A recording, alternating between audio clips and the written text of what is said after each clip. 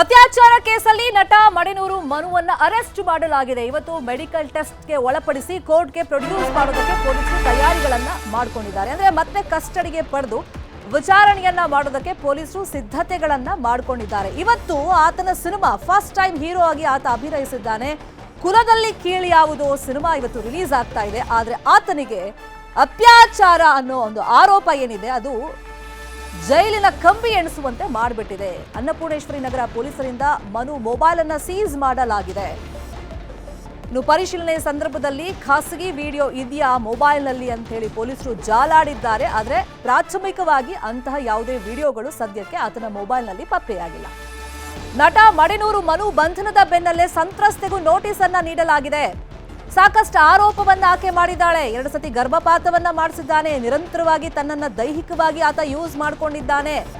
ಆಮೇಲೆ ಕೆಲವೊಂದು ಪ್ರೈವೇಟ್ ವಿಡಿಯೋಸ್ಗಳನ್ನ ಇಟ್ಕೊಂಡು ಬೆದರಿಕೆ ಹಾಕಿದ್ದಾನೆ. ದುಡ್ಡಿಗೋಸ್ಕರ ಡಿಮ್ಯಾಂಡ್ ಮಾಡಿದ್ದಾನೆ. ಹೀಗೆ ಸಾಲು ಆರೋಪಗಳನ್ನ ಆಕೆ ಮನು ಮೇಲೆ ಮಾಡಿದ್ರಿಂದ ನೀವು ಮಾಡಿರುವಂತ ಆರೋಪಕ್ಕೆ ಸಾಕ್ಷಿಗಳನ್ನ ತನ್ನಿ ಅಂತ ಹೇಳಿ ನೋಟಿಸ್ ಅನ್ನ ಕೊಟ್ಟಿದ್ದಾರೆ.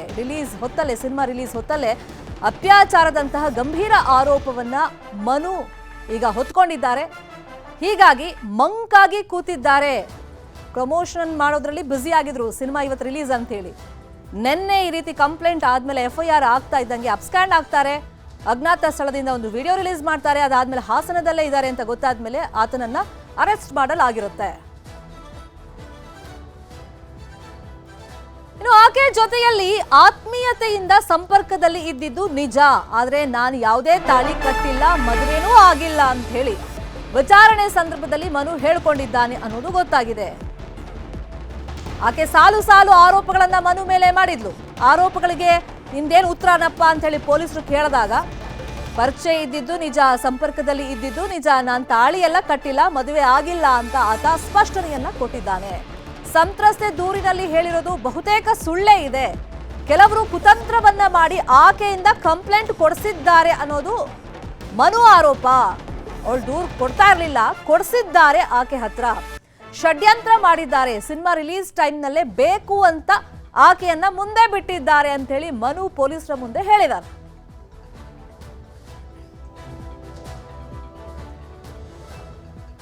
ಹಾಗಾದ್ರೆ ಆಕೆಯ ಆರೋಪಗಳೇನು? 3 ವರ್ಷಗಳಿಂದ ನನ್ನ ಮೇಲೆ ನಿರಂತರವಾಗಿ ಮನು ಲೈಂಗಿಕ ದೌರ್ಜನ್ಯವನ್ನ ಮಾಡಿದ್ದಾನೆ. ಕಳೆದ ಶನಿವಾರ ಕೂಡ ಟಾರ್ಚರ್ ಕೊಟ್ಟಿದ್ದಾನೆ ಅಂತ ಹೇಳಿ ನಟ ಮನು ವಿರುದ್ಧ ಸಂತ್ರಸ್ತೆ ಸ್ಫೋಟಕವಾದಂತ ಆರೋಪವನ್ನ ಮಾಡಿದ್ದಾರೆ. ರಿಯಾಲಿಟಿ ಶೋ ಮುಖಾಂತರ ಪರಿಚಯ ಆಗುತ್ತೆ, ಪರಿಚಯದಿಂದ ಸಲುಗೆ ಬೆಳೆಯುತ್ತೆ, ಅದಾದ್ಮೇಲೆ ಪ್ರೀತಿ ಪ್ರೇಮ ಅಂತ ಓಡಾಡ್ತಾರೆ. ಈಗ ಅತ್ಯಾಚಾರ ಅಂತ ಹೇಳಿ ಗಂಭೀರ ಆರೋಪ. ಪ್ರಜ್ಞೆ ತಪ್ಪಿಸಿ ಏನೇನೋ ವಿಡಿಯೋ ಮಾಡ್ಕೊಂಡ್ಬಿಟ್ಟಿದ್ದಾನೆ ಅವನು.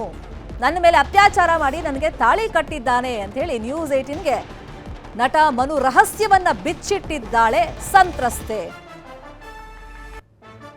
ಕಾಮಿಡಿ ಕಿಲಾಡಿ ಖ್ಯಾತಿಯ ನಟ ಮಡೆನೂರು ಮನು ವಿರುದ್ಧ ಅತ್ಯಾಚಾರದ ಗಂಭೀರ ಆರೋಪ ಕೂಡ ಆಗಿದೆ. ಜೊತೆಗೆ FIR ಕೂಡ ಆಗಿದೆ. ಸೊ ಈಗ ಆರೋಪ ಮಾಡಿ FIR ಅಂದ್ರೆ ದೂರು ನೀಡಿರುವಂತಹ ಸಂತ್ರಸ್ತೆ ನನ್ನ ಜೊತೆಲಿದ್ದಾರೆ. ಈ ಒಂದು ಪ್ರಕರಣದ ಬಗ್ಗೆ ಏನ್ ಹೇಳ್ತಾರೆ ಕೇಳ್ತಾ ಹೋಗ್ತೀನಿ. ಏನಿದು ಪ್ರಕರಣ? ಯಾಕೆ ಸ್ಟೇಷನ್ ಮೆಟ್ಲು? ಯಾಕಂದ್ರೆ ಸಾಕಷ್ಟು ವೇದಿಕೆಯಲ್ಲಿ ಸಾಕಷ್ಟು ವರ್ಷಗಳಿಂದ ಜೊತೆಯಲ್ಲಿದ್ದಂಥವ್ರು ನೀವು. ಅತ್ಯಾಚಾರ ಮಾಡಿದ್ದಾನೆ. ಮೊದಲನೇದಾಗಿ ಕೊಲೆ, ಬೆದರಿಕೆ ಮತ್ತು ಫಿಸಿಕಲ್ ಟಾರ್ಚರ್ ಕೊಟ್ಟಿದ್ದಾನೆ. ಮತ್ತು ಇನ್ನೊಂದು ಚೀಟಿಂಗ್, ಮದುವೆ ಆಗ್ತೀನಿ ಎಲ್ಲರ ಮುಂದೆ ಅಂತ ಹೇಳಿ ನಂಬಿಸಿ ಮೋಸ ಮಾಡಿರೋದು. ಇಷ್ಟರ ಮೇಲೆ ನಾನು ದೂರು ಕೊಟ್ಟಿದ್ದೀನಿ. ಮುಂಚೆ ಅವನು ನನ್ನ ಬೆಸ್ಟ್ ಫ್ರೆಂಡ್ ಆಗಿದ್ದ. ಮತ್ತೆ ನೀನು ಹೀರೋ ಆಗಬೇಕು ಅಂತಲೂ ಕೂಡ ಮೊದಲು ಹೇಳಿದ್ದು ಅವನಿಗೆ ನಾನೇ.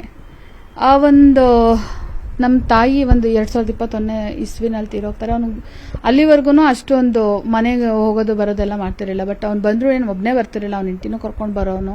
ಆ ಥರ ಎಲ್ಲ ಆ ಒಂದು ಲೀನಿಯನ್ಸ್ ಇತ್ತು. ನಾನು ಅವ್ರ ಮನೆಗೆ ಹೋಗ್ತಿದ್ದೆ, ಅವನು ನಮ್ಮ ಮನೆಗೆ ಬರ್ತಿದ್ದ. ಅಷ್ಟು ಫ್ರೆಂಡ್ಶಿಪ್ ಇತ್ತು.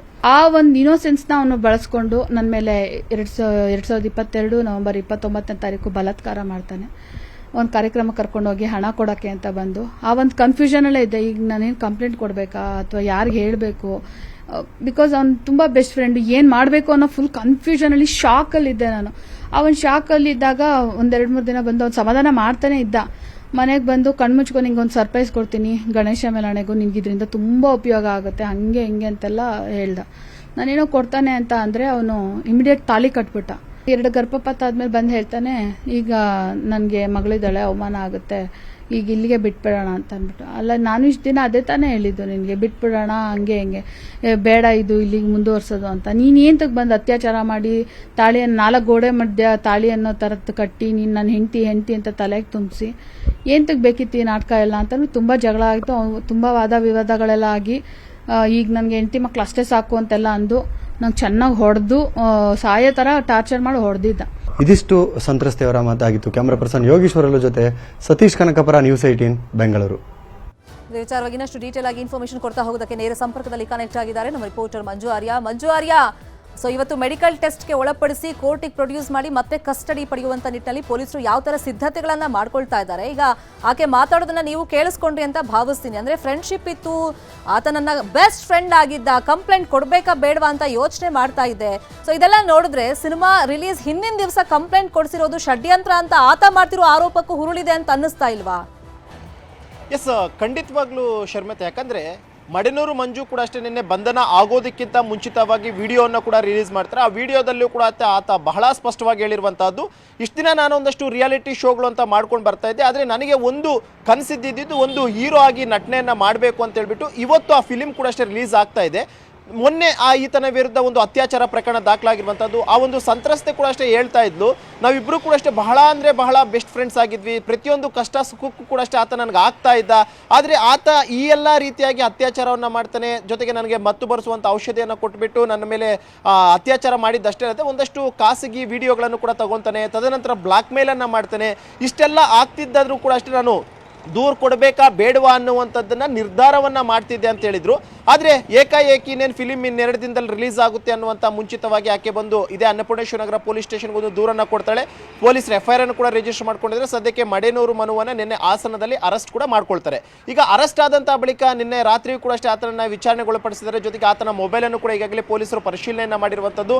ಮೊಬೈಲ್ ಪರಿಶೀಲನೆ ಮಾಡುವಂಥ ಮುಖ್ಯವಾದ ಉದ್ದೇಶ ಏನು ಅಂತಂದರೆ, ಆಕೆ ಆರೋಪ ಮಾಡಿರುವಂಥದ್ದು ನನ್ನ ಖಾಸಗಿ ವಿಡಿಯೋಗಳು ಆತ ಮೊಬೈಲ್ನಲ್ಲಿ ರೆಕಾರ್ಡ್ ಮಾಡ್ಕೊಂಡಿದ್ದಾನೆ, ಬ್ಲಾಕ್ ಮೇಲ್ ಮಾಡ್ತಿದ್ದಾನೆ, ಆ ಒಂದು ವಿಡಿಯೋಗಳನ್ನು ಹೊರಗಡೆ ಬಿಡ್ತೀನಿ ಅಂತ ಹೇಳ್ತೇನೆ, ಇದರಿಂದ ನನ್ನ ಬಳಿ ಲಕ್ಷಾಂತರ ಹಣವನ್ನು ಕೂಡ ಆತ ತಗೊಂಡಿದ್ದಾನೆ ಅಂತ ಒಂದು ಆರೋಪ ಮಾಡಿದ್ರು. ಆ ಒಂದು ಕಾರಣಕ್ಕೋಸ್ಕರ ಪೊಲೀಸರು ತನ್ನ ಇಡೀ ಮೊಬೈಲನ್ನು ಜಾಲಾಡಿದ್ದಾರೆ. ಅದರಲ್ಲಿ ಯಾವುದೇ ರೀತಿಯಂತಹ ಖಾಸಗಿ ವಿಡಿಯೋಗಳು ಪತ್ತೆ ಆಗಿಲ್ಲ. ಜೊತೆಗೆ ಪೊಲೀಸರು ಕೂಡ ಎನ್ಕ್ವೈರಿ ಮಾಡಿದರೆ ಆ ಒಂದು ಖಾಸಗಿ ವಿಡಿಯೋ ಇಟ್ಕೊಂಡಿದ್ಯಾ ಬ್ಲಾಕ್ ಮೇಲ್ ಮಾಡೋದಕ್ಕೆ ಅಂತ ಕೇಳಿದ್ದಾರೆ. ಆದರೆ ಆತ ಇಲ್ಲ ಅಂತ ಹೇಳಿದ್ದಾನೆ. ಇವತ್ತು ಆತನನ್ನು ಮತ್ತೆ ಕೋರ್ಟ್ಗೆ ಪ್ರೊಡ್ಯೂಸ್ ಮಾಡ್ತಾರೆ. ಕೋರ್ಟ್ಗೆ ಪ್ರೊಡ್ಯೂಸ್ ಮಾಡಿದ್ದಾದಂಥ ಬಳಿಕ ಕಸ್ಟಡಿಗೆ ಪಡೆಯೋದಕ್ಕೆ ಪೊಲೀಸರ ತೀರ್ಮಾನವನ್ನು ಕೂಡ ಮಾಡಿರುವಂಥದ್ದು. ಯಾಕಂದರೆ ಒಂದು ಕಡೆ ಆತನಿಂದಲೂ ಕೂಡ ಹೇಳಿಕೆಯನ್ನು ದಾಖಲು ಮಾಡ್ಕೊಳ್ಬೇಕಾಗಿದೆ. ಸಂತ್ರಸ್ತೆ ಹಲವು ಆರೋಪಗಳನ್ನು ಮಾಡಿರುವಂಥದ್ದು, ಆರೋಪಕ್ಕೆ ಪೂರಕ ಅನ್ನುವಂಥದ್ದಲ್ಲಿ ಆತನಿಂದ ಹೇಳಿಕೆಯನ್ನು ದಾಖಲು ಮಾಡ್ಕೊಳ್ಬೇಕಾಗಿದೆ. ಜೊತೆಗೆ ಮಹಜರು ಪ್ರಕ್ರಿಯೆಯನ್ನು ಕೂಡ ಅಷ್ಟೇ ಮಾಡಬೇಕಾಗಿದೆ. ಆ ಒಂದು ಕಾರಣಕ್ಕೋಸ್ಕರ ಆತನನ್ನು ಇವತ್ತು ಕಸ್ಟಡಿಗೆ ಕೇಳೋದಕ್ಕೆ ಪೊಲೀಸರು ಕೂಡ ತೀರ್ಮಾನ ಮಾಡಿರುವಂಥದ್ದು. ಒಟ್ಟು 14 ದಿನಗಳ ಕಾಲ ಕಸ್ಟಡಿಗೆ ಕೇಳೋಣ ಅಂತೇಳಿ ಪೊಲೀಸರು ತೀರ್ಮಾನ ಮಾಡಿದರೆ, ಆದರೆ ಜಡ್ಜ್ ಎಷ್ಟು ದಿನಗಳ ಕಾಲ ಕಸ್ಟಡಿಗೆ ಕೊಡ್ತಾರೆ ಅನ್ನುವಂಥದ್ದನ್ನು ನೋಡಬೇಕಾಗುತ್ತೆ. ಒಟ್ಟಿನಲ್ಲಿ ಮಡೆನೂರು ಮನು ವಿರುದ್ಧವಾಗಿ ಈಗಾಗಲೇ ಸಾಕಷ್ಟು ರೀತಿಯಂಥ ಆರೋಪಗಳನ್ನು ಕೂಡ ಈಗಾಗಲೇ ಸಂತ್ರಸ್ತ ಯುವತಿ ಮಾಡಿದರೆ, ಆ ಒಂದು ಆರೋಪಗಳಿಗೆ ಯಾವ ರೀತಿಯಾದಂಥ ದಾಖಲೆಗಳನ್ನು ಕೊಡ್ತಾರೆ ಅನ್ನುವಂಥದ್ದನ್ನು ಕೂಡ ನಾವು ನೋಡಬೇಕಾಗಿರುತ್ತೆ. ಶರ್ಮಿತಾ, ಫಾಲೋ ಅಪ್ ಮಾಡೋಣ. ಥ್ಯಾಂಕ್ ಯು ಸೊ ಮಚ್ ಈ ಕ್ಷಣದ ಮಾಹಿತಿ